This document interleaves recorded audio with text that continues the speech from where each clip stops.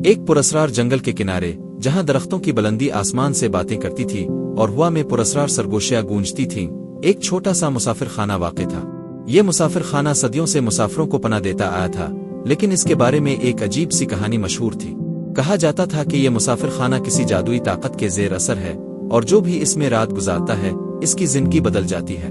ایک رات جب چاند کی روشنی جنگل کو نہا رہی تھی، ایک گونگا مسافر اس مسافر خانے کے دروازے پر دستک دیتا نظر آیا۔ وہ ایک لمبا، دبلے پتلے شخص تھا، جس کے چہرے پر غم کے گہرے نشانات تھے۔ اس کے پاس کوئی سامان نہیں تھا، صرف ایک پرانا تھیلا جس میں کچھ پرانے کپڑے اور ایک چھوٹی سی کتاب تھی۔ مسافر خانے کے مالک، جو ایک بوڑھا اور دانشمند شخص تھا، نے دروازہ کھولا اور گونگے مسافر کو اندر آنے کی اجازت دی۔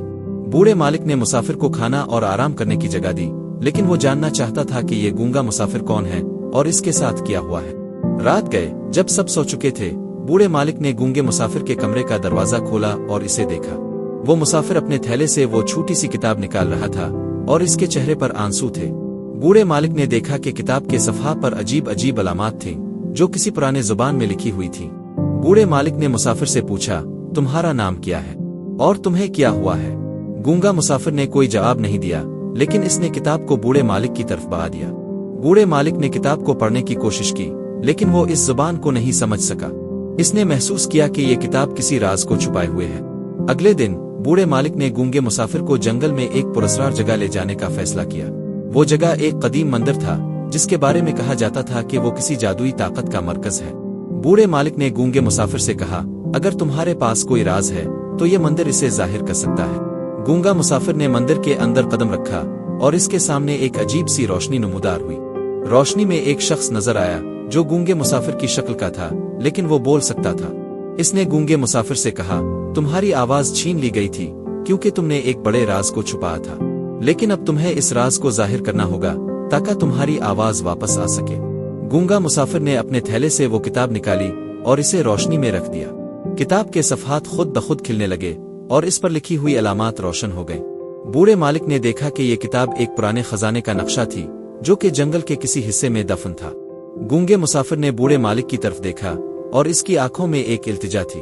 بوڑھے مالک نے سمجھ لیا کہ گونگا مسافر چاہتا ہے کہ وہ اس خزانے کو تلاش کرے اور اس راز کو ظاہر کرے۔ بوڑھے مالک نے گونگے مسافر کے ساتھ مل کر خزانے کی تلاش شروع کی۔ انہیں جنگل کے گہرے حصوں میں بہت سی آزمائشوں کا سامنا کرنا پڑا، لیکن وہ ہمیشہ ایک دوسرے کا ساتھ دیتے رہے۔ آخر کار انہیں ایک پراسرار غار ملی جس کے اندر وہ خزانہ دفن تھا۔ خزانہ صرف سونے چاندی کا نہیں تھا، بلکہ اس میں ایک پرانا قرآن مجید بھی تھا جس پر لکھا تھا، جو کوئی اللہ کی راہ میں دوسروں کی مدد کرے گا، اللہ اس کی مدد کرے گا۔ گونگے مسافر نے قرآن مجید کو اپنے سینے سے لگا لیا اور اس کے منہ سے آواز نکل آئی۔ وہ بول سکتا تھا۔ اس نے بوڑھے مالک کا شکریہ ادا کیا اور اسے اپنی کہانی سنائی۔ گونگا مسافر دراصل ایک عالم تھا جسے ایک ظالم بادشاہ نے اس کے علم کی وجہ سے سزا دی تھی۔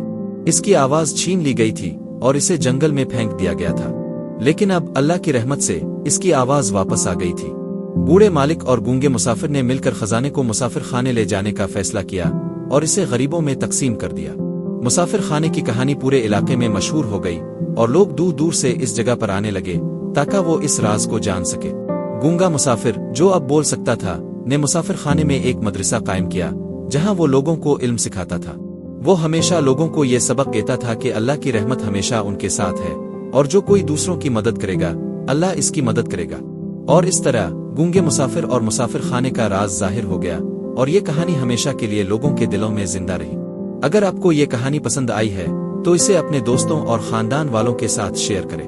ہو سکتا ہے کہ یہ کہانی کسی کے دل کو چھو جائے اور اسے زندگی کا نیا راستہ دکھائے۔ یاد رکھے، اللہ کی رحمت ہمیشہ ان کے ساتھ ہے جو دوسروں کی مدد کرتے ہیں۔